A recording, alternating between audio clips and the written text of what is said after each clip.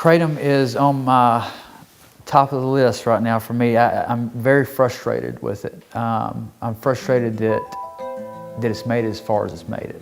It's indigenous to Southeast Asia, and it's grown there and illegal there because a lot of different things, but one thing is documented that it was hurting their opiate trade. And so that tells you enough right there. In other countries, it's definitely illegal in. Some states in the United States, it's illegal in. The worst thing is that it's taken the place of Oxycontin in a sense.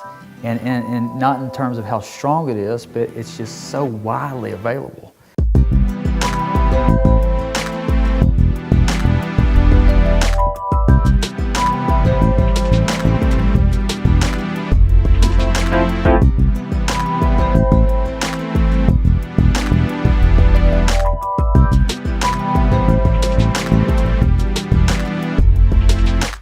You'd be surprised about the people that are actually buying this, normal, everyday people, you know, and it's even scarier than the pharmaceutical companies right now because people are taking this and soon enough, it's not gonna work, and then that's when they graduate to Lortab, on up, and then potentially heroin.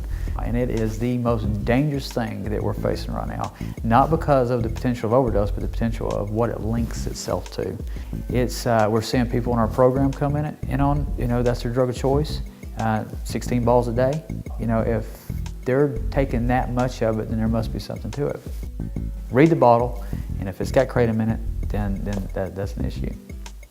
It's amazing how many of these things are sold, and it's become a #1 thing to sell out of gas stations, and it came out of nowhere.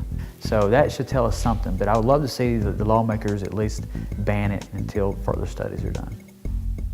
You know, I guess if you're a parent, then you want to make sure that, you know, you're asking the right questions. You know, ask simple questions. Do you drink energy drinks? You know, and that may lead to a bigger question down the road. That was where I would start. I wouldn't come out the gate with, are you taking drugs? Are you, you know, I would just ask those types of questions and inform my kids that not everything you get at a gas station is okay. And not everything is FDA approved and healthy for you.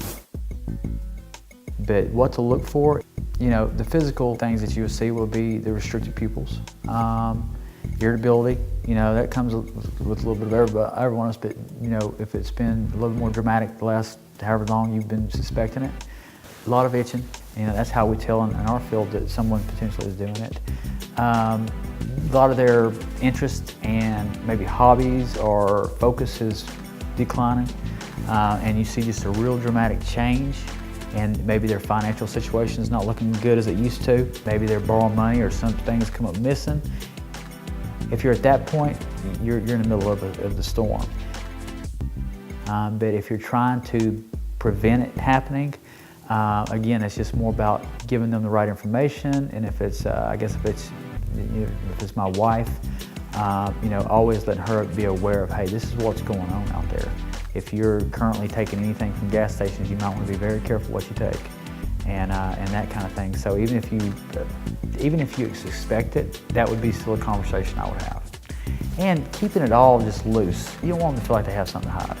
You want them to feel like that they can tell you that, and that's kind of hard to do. But at the same time, that's the only way you're going to help anybody is if you get them to a point where they feel like they can tell you the truth, and because they're going to hide it if they can, especially if they feel like it's a problem.